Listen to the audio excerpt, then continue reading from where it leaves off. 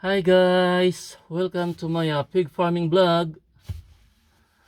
Before we start, I would like to introduce myself first. My name is Bench Warmer, and I've been working in a piggery for more than 3 decades, 31 years to be exact. And I spend most of my time doing self-experiments, self-trials for more than 2 decades. Yeah, you're right guys, more than 2 decades of self-experiments and self-trials. And now I'm here trying to reveal it to you. What are those results of my trials? Alright, but before I proceed, I would like you to know that this is an unedited video, and I would like you to know as well that my English is not that good. I'm not fluent in English, and I accept it. I hate English back on school days. I love mathematics. Right, guys? Yeah, you're right. You heard what I said before, that I'm here trying to reveal all the result that I achieved that on my self-experiment. Our topic for today is about SB, stillborn or stillbirth. What is the real reason of stillbirth? And what are the reasons of stillbirth according to the books or according to Google? Some of the reasons of stillbirth according to the books are uterine inertia, failure of the womb to contract, that's one thing. Second is about maybe too big piglets and small pelvic bones. Those are the reasons according to the books, according to Google. What else, guys? Probably long parturition, too long farrowing as well. But according to my experiment, according to my findings, guys, now I'm going to reveal it to you now. I will make this short, clear as possible. So please, if you don't understand, just comment below and I will explain it. I will explain it through writing. That's why I can focus more on English through writing, not on this video something. On my experiment, SB, the real reason of SB is this. Between the cervix and the junction of the uterine horn, we have that space, maybe like this. We call that like a uterine body. All right, between the cervix and that junction of uterine horns, that there is a uterine body.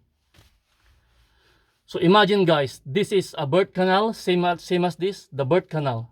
Birth canal is from the vulva to the cervix. That is a birth canal. The size of the birth canal. And the size of the uterine horn is this big, about maybe twice or thrice this big. That's where the SB deposited. Can you follow, guys? Did you follow it? I'm going to explain it further, more clearly. All right. If you have sows with history of SB, like parity 3 2 SB, parity 4 like 5 SB, parity 6 or parity 5 like 2 SB or whatever.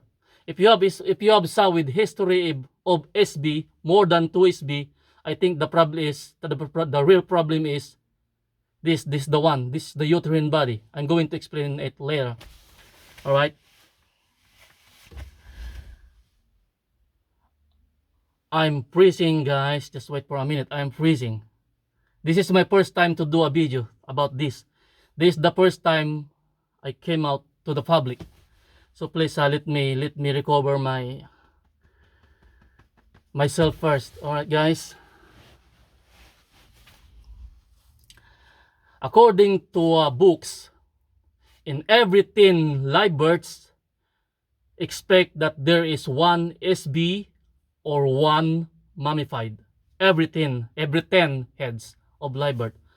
So if your sows give birth for 20 piglets, it's normal it is normal if she have a 2SB or 2 mummifieds, or 1SB, 1 mummified. That's normal, guys.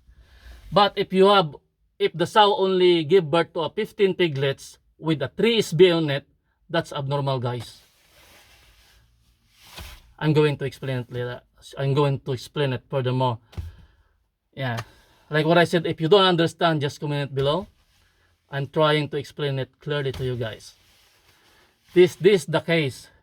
If you see a sow in your farm with history of SB, I'm going to show you how to diagnose it,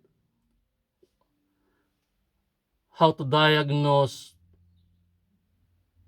how you call it. You can diagnose the problem of that sow.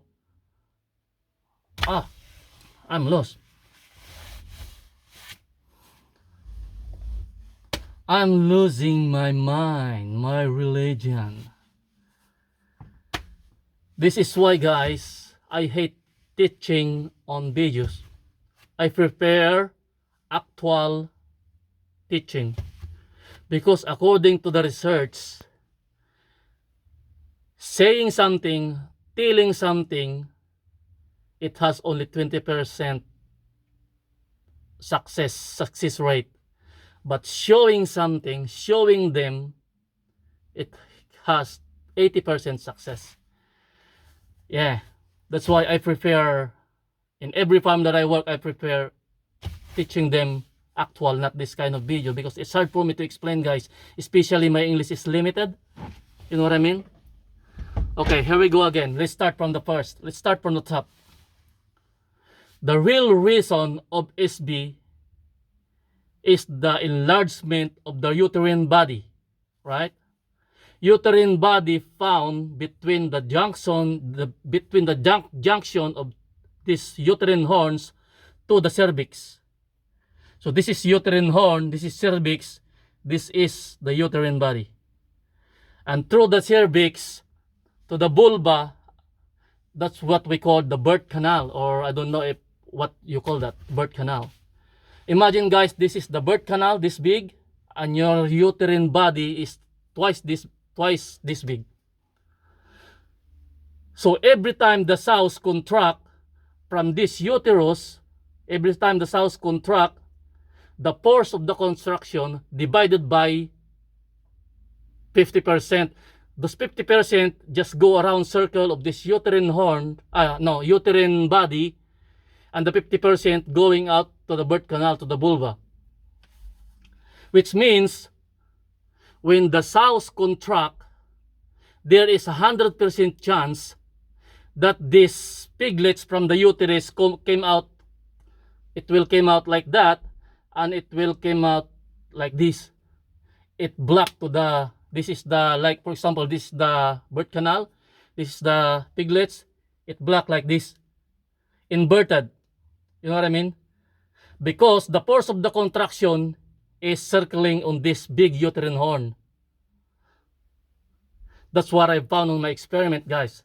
That's why we have history of SB. In its sows, if there is a history of SB, this is the real problem is. Because the contraction is not 100% going out on the vulva. 50% of them is circling on this, like this my head, a uterine body. Imagine this is the uterine body and this is the birth canal. So the piglets came out from the uterus, instead of going to the birth canal with the head or the tail first, it will goes like this. So every time the sows contract, every piglet's going here, maybe about 5 or 6 or 7 piglets is here, is stuck in here. Especially when you give oxytocin to it. Never give oxytocin to it if there's a history of SB, guys. That will worsen the problem. All the piglets stuck in here. So if you want to give oxy, just to shorten the parturition, make sure, if you give oxy, give attention to it. Do not leave the sows while farrowing, because of history of SB.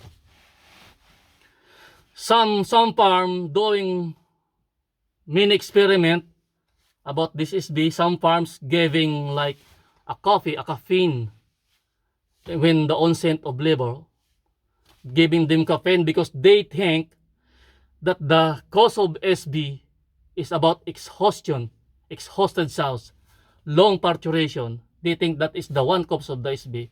Yeah, I think this is one of the causes of the SB. But the real reason is, this is what I'm telling you about. Try to imagine, guys.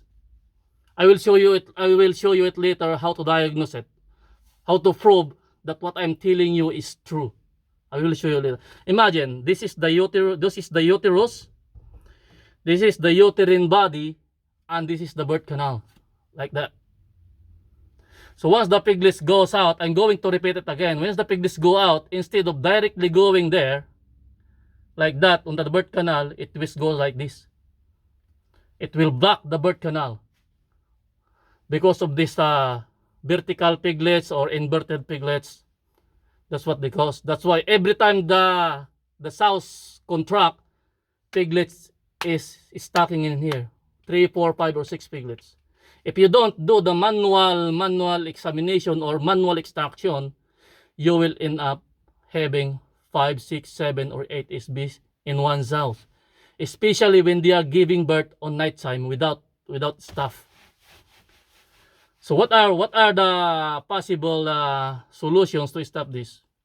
Well, the number one solution to stop this is cull the sows. Cull the sows, guys. I'm going to explain it to you later why I want you to cull the sows. But that is the permanent solution, cull the sows. And the temporary solution is, once the sow have history of SB, more than 2 SB, guys. I'm talking about more than 2 SB per farrowing, per parturition. The temporary solution is give attention to it. Do not give oxy if you cannot attend to it, because it will have so many SB again. Alright, guys, that is the solution. Permanent solution, cull the sows, because I found out that this problem is a genetic problem, guys. It's a genetic problem. You're right. You're right. You heard me. It's a genetic problem. Because a normal sows, this is the uterine body, and this is the birth canal. They are the same. So once the piglets come out, it goes to the uterine body. It never, even it will go, even it will inverted like that, it will still go out. So if you have this size of a birth canal and this size of uterine body, through the uterine horn or uterus, it will go just straight. Even the piglets are too big. If you have good pelvic bones on that vulva, it will go out, guys. I've seen it. So that's what I'm telling you about. This is the real reason of stillbirth, guys. In Australia, there is an organization in Australia spend hundreds of thousands of dollars trying to figure out what are the reasons of SB. Hey, you guys, I'm telling it right now. This is the reason. It's abnormalities, guys. The uterine body is larger than the birth canal. How to diagnose it, guys? How to prove it? How to prove this theory? Alright, I'm going to tell you right now. If you have sows with history of SB, and if they are on labor, if they are farrowing, try to insert your hands, trying to manually extract the piglets, guys. This is the vulva. Once you this is the vulva, guys. This is the opening of the vulva. Once you insert your hand, you have to insert your hands like this, guys. Not that or not that. You have to insert it like this. Avoid your nails. Avoid your nails, guys, to touch. But is it good? Is it better if you have like a gloves, like a long sleeve gloves? So you have this the vulva. You have to do it like that. On the birth canal, I call it birth canal, guys. Open your hands. You have to open your hands. And I'm pretty sure you can only open your hands like this. You cannot open it like that. Try it, guys, and you will amaze of the results. Alright, guys? So once you enter like that, you have to go straight to your hands till here. You already reach the uterine body. Oh, guys, the vulva is here. Once you reach the uterine body, you can now open your fingers or palms or whatever you call it. You can now open it like this. I'm sure you can open it like that. You're touching the wall of the uterine body, but you can open it. And try to do it like this. If you can do it like that, it means that the uterine body is like this big. So if you can open your hands, that means the piglets, there's 100 chance that the piglets, if move out from the uterus, like what I said, the force of the contraction circling this uterine body. So there are 100% chance that the piglets does not go out like that. Does not go out like that. It will get inverted. Imagine guys, this is the piglets. This is the size of your birth canal. It can't go out. And that's the time the sow get exhausted. You know what I mean? So when that happens on the night time, you will come in the morning. There's only 3 alive, and when you perform the manual extraction, you will find out that there are about 5 or 6 or 7 or 10 heads is being here in the uterine body, guys, because it will not come out in here. So that's guys, that's the idea how to what do you call it? How to inspect, how to prove that I'm true, that what I'm telling you is true. Pick a source with the history of SB, more than 2 SB. So do it like this, open it. You cannot open your hands, guys, your fingers, guys. This is the vulva. This, once you insert it, you cannot open truly. I'm 100% sure with that. So once you go through like that, you can open your fingers and you can do it like this. It's a big, guys. That's the reasons of SB. I hope you understand, guys. But like what I said, if you not understand, that's fine. You can comment it below, and I will try to explain to you more further. And if you find out that this video is helpful or interesting, please comment, likes, and subscribe, guys. Because like what I said, I'm going to expose it to you, reveal it to you, every true and lies, every secrets in the figure. Most of them cannot be found in Google, guys. So following is not my thing. I called myself an expert on the breeding, and most of my managers can testify that, and I think most of my managers can view this video. So to all my past few managers out there, past managers, previous managers, please comment below if you want to support, or I don't know. You are free, guys. You are free to comment, whether negative or positive. You are free to comment, guys. But what I'm telling you right now is about the result of my experiment. And yeah, that's it, guys. Like what I said, guys, if you have only 2 SB with 20 born alive, that's fine, guys. Do not bother yourselves anymore. Because according to theory, every 10 live piglets, it has to be 1 SB or 1 mummified, guys. So, but if you have 3 SB, and the next parity is about maybe 4 SB, this is the real problem, guys. And you can inspect it, you can prove it the way that I'm telling you how to diagnose it, guys. Insert, open, simple. Insert, open. If you can't, go through, post through till here, and you can open your hands in the uterine body. Alright, guys, see you guys next time. Maybe next time my topic is about weak piglets. Why there's a lot of weak piglets when they're born, and what are the what are the solutions of weak piglets, guys. Yeah, and maybe I will show you as well how to revive a dead SB. Yeah, you're right, guys. I can revive a dead SB as long as as long as the umbilical cord is pulsating like this. Even the SB is not breathing, as long as the umbilical cord is pulsating, we can revive it, guys. We can revive that one. We can make it alive, guys. Trust me. I've been doing this for more than 30 years. Yeah. Okay, guys. See you guys. Thanks for watching. Please spread this video, guys, because I'm here to help you. I'm telling you all of this, because in the next 2 months, guys, I'm going to retire. And I don't want that this knowledge go for nothing, guys. You heard it, guys. I'm going to retire in next 2 months. I'm going to spend my time on my family. And before that, I would like it to share it to you. Everything, guys. Once you finish this vlog, once you finish my series, once you watch them all, guys, I'm pretty sure. Sorry for my co-workers, co-consultant down there. If you watch this all, guys, I'm sure you don't need a consultant anymore to help your farms. You can do it by yourselves, guys. That's promise. That is the reason, guys, why I have my mask.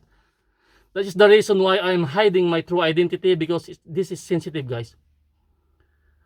Like what I said, maybe some I don't want to specify it anymore, but I'm here to help you guys wherever you are in the world. As long as you understand my English, you'll be fine.